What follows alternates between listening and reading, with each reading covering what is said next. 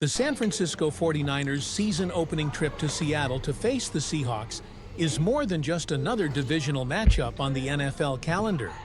It is a convergence of history, rivalry, roster construction, coaching philosophies, and playoff ambition, all compressed into 60 minutes of football. And while both franchises enter 2025 with legitimate hopes of contending in the NFC, they also step onto the field carrying heavy burdens of proof. For San Francisco, it is the need to prove that their Achilles heel, run defense, has been repaired after an offseason of bold but risky decisions. While for Seattle, it is the urgency of demonstrating that a young, untested offensive line can not only survive, but thrive against one of the league's most talented front seven. The backdrop to this game is rich, because this rivalry has long been defined by trench warfare and the battle for divisional supremacy. Dating back to the early 2010s, when Pete Carroll's Seahawks and Jim Harbaugh's 49ers traded blows in one of the NFL's fiercest eras of physical football, games that featured Marshawn Lynch thundering through defenses, Colin Kaepernick testing Seattle's Legion of Boom, and the infamous Richard Sherman tip that sealed the 2013 NFC Championship.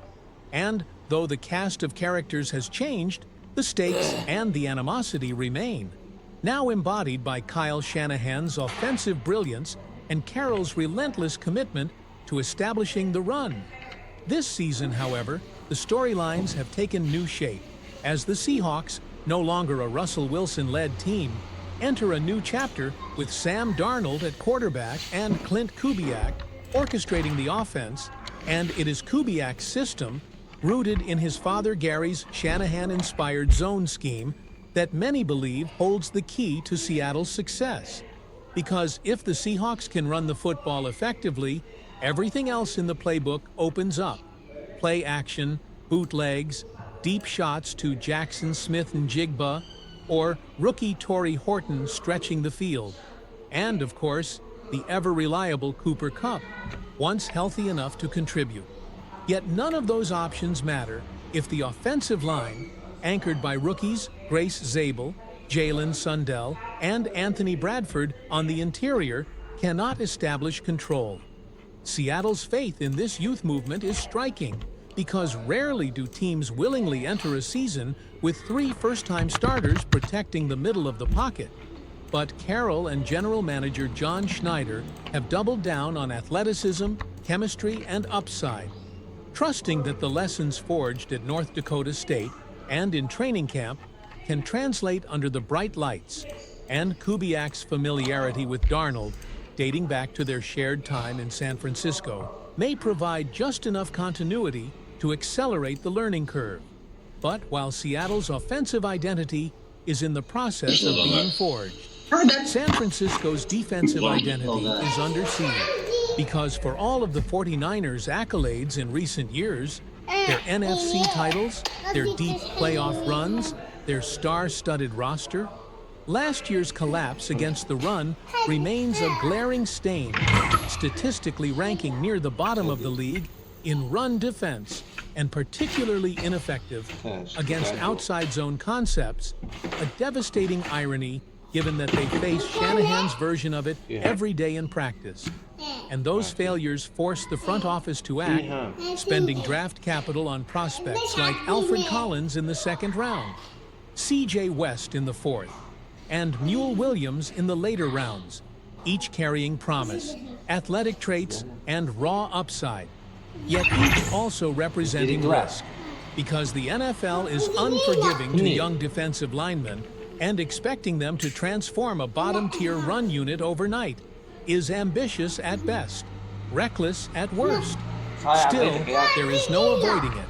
The 49ers' ability to contain Seattle's ground attack may determine not only this game, but also the trajectory of their season. Because if Warner, Nick Bosa, and the rookie reinforcements cannot seal the edges and win at the point of attack, Darnold will operate from comfortable situations, Kubiak will dictate tempo, and the Seahawks' home field advantage will magnify every game. But if San Francisco can force 3rd and long, the matchup tilts dramatically in their favor. Because while Darnold has the arm and athleticism to succeed, his history of turnovers, inconsistency, and struggles against pressure remain unresolved, and no quarterback wants to spend 4 quarters staring down Nick Bosa.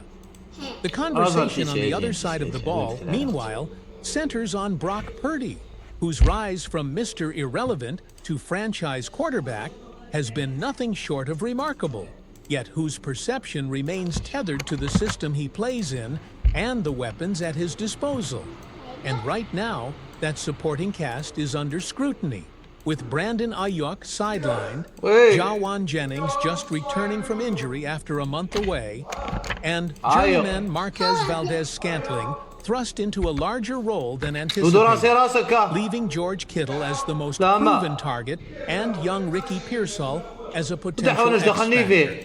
But the truth is that this offense still revolves around one man, Christian McCaffrey, whose impact on this team cannot be overstated.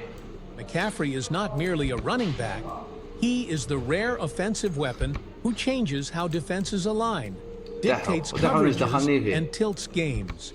His versatility as both runner and receiver forcing opponents to account for him on every snap. And the numbers bear it out, as in every season where he has played at least 10 games, 2018, 2019, 2022, and 2023. He has graded out as the league's most valuable back according to advanced analytics, his presence elevating the offense from efficient to lethal, and his mid-season arrival in 2022 instantly transformed the 49ers into Super Bowl contenders. The question is always health, because McCaffrey's body has betrayed him in years past. But when he is on the field, he is arguably the most impactful non-quarterback in football, and in a game where San Francisco's passing attack may sputter without Ayuk, it is McCaffrey's dual-threat brilliance that could provide the margin. Beyond the X's and O's, though, this game symbolizes the larger struggle within the NFC West, a division that has long been one of the NFL's most unpredictable and competitive. With the Rams rebuilding under Sean McVay, the Cardinals in transition with Kyler Murray's uncertain long-term role, and the 49ers and Seahawks both eyeing supremacy, and while pundits split on whether Seattle's youth and energy will topple San Francisco's experience, the fact remains that Week 1 could serve as a harbinger for the months ahead, with some analysts predicting a 27-24 49ers win on the back of McCaffrey and Warner, while others lean 27-24 Seahawks, trusting the run game and Mike McDonald's underrated defense to steal momentum at home. Yet the truth is that this is less about the scoreboard and more about identity. Whether Seattle can prove that its youth movement is ready for prime time, whether San Francisco's rookies can immediately justify the faith placed in them, and whether two franchises who once defined the NFC West by brutality and dominance can once again stake their claim atop the division. And as the sun sets over Lumen Field and two rivals take the field, what unfolds will not just be a game, but the first chapter in a season-long story of ambition, resilience, and the enduring battle for supremacy in one of the NFL's most unforgiving divisions.